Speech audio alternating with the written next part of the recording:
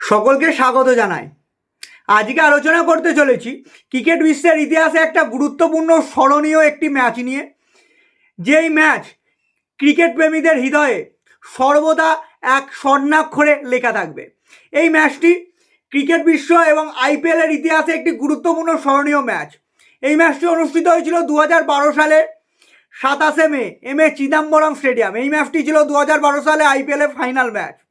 একদিকে ছিল মহেন্দ্র সিং ধোনির নেতৃত্বে চেন্নাই সুপার কিংস, যারা পরস্পর 3বার আইপিএল জয়ের একদম সম্মুখে দাঁড়িয়েছিল, এবং তাদের সম্মুখে ছিল গৌতম গম্ভীরের নেতৃত্বে কলকাতা নাইট রাইডার্স, অপরাজেয় কলকাতা নাইট রাইডার্স, যারা প্রথমবারের মতো তাদের রাজত্ব কায়েম করতে মরিয়া ছিল।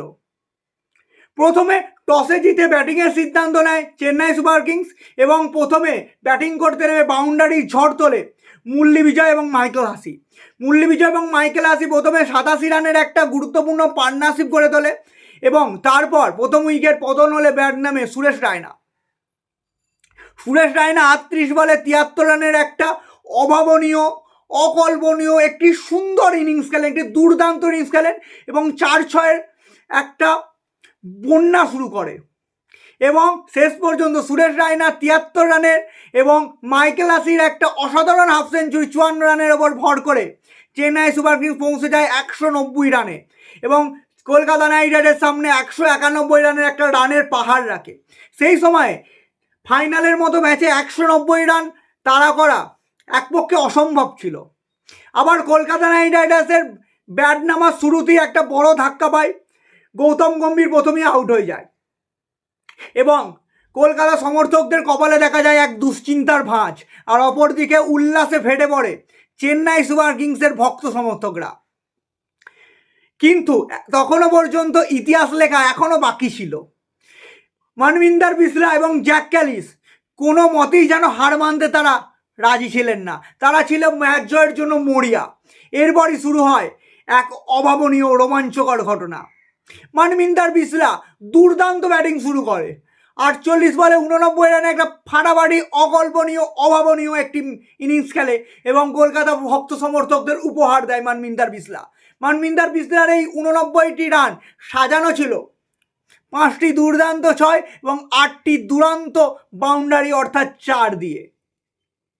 এবং মনবিন্দর বিসলাকে তার যোগ্য সঙ্গ দেন জ্যাক ক্যালিস যোগ্য সঙ্গ দেন মনবিন্দর বিসলাকে। তিনিও 69 রানের একটা দুর্দান্ত একটি ইনিংস উপহার দেন কলকাতা ভক্ত সমর্থকদের।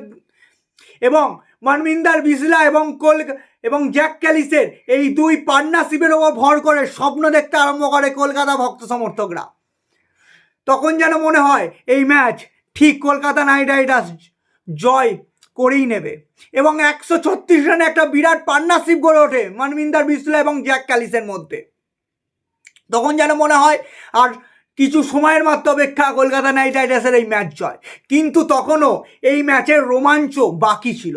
আস্তে আস্তে আউট হয়ে যায় মনবিন্দর বিসলা এবং জ্যাক ক্যালিস। ম্যাচটি আস্তে আস্তে পৌঁছায়, একদম শেষ ওভার এসে পৌঁছায়, এবং 1 ওভারে জেতার জন্য দরকার তখনও 9টি রান। এবং তারপর আস্তে আস্তে ম্যাচ পৌঁছায় শেষ 4 বলে। শেষ 4 বলে দরকার ছিল তখনও কলকাতা নাইট রাইডার্সের জয়ের জন্য 7টি রান। তখন ক্রিজে ছিলেন মনোজ তিওয়ারি পরস্পর 2টি বলে পরস্পর 2টি বাউন্ডারি মারেন, অর্থাৎ পরস্পর 2টি বলে পরস্পর 2টো 4 মেরে জয় ছিনে নেয় চেন্নাই সুপার কিংসের হাত থেকে কলকাতা নাইট রাইডার্স, এবং সেই প্রথমবারের মতো আইপিএল চ্যাম্পিয়ন হয়ে যায় কলকাতা নাইট রাইডার্স। 2012 সাল প্রথমবারের মতো তাদের স্বপ্নের ট্রফি জয় করে ঘরে তোলে কলকাতা নাইট রাইডার্স। এবং এই ম্যাচ শুধুমাত্র একটি ম্যাচই বললে খুব ভুল হবে। এই ম্যাচ যেন ছিল একটা আস্ত ইমোশন, এই ম্যাচ ছিল একটা ট্র্যাজিক মহাকাব্য, এই ম্যাচ ছিল একটা রোমাঞ্চকর ঘটনা, যে এই রোমাঞ্চকর ঘটনা চিরকাল প্রত্যেক ক্রিকেট প্রেমীর হৃদয়ে স্বর্ণাক্ষরে লেখা থাকবে।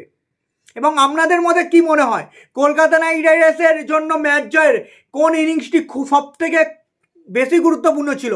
মনবিন্দর বিসলার 89 রানের ইনিংস না জ্যাক ক্যালিসের 69 রানের ইনিংস? তা অবশ্যই কমেন্ট করে জানাতে ভুলবেন না।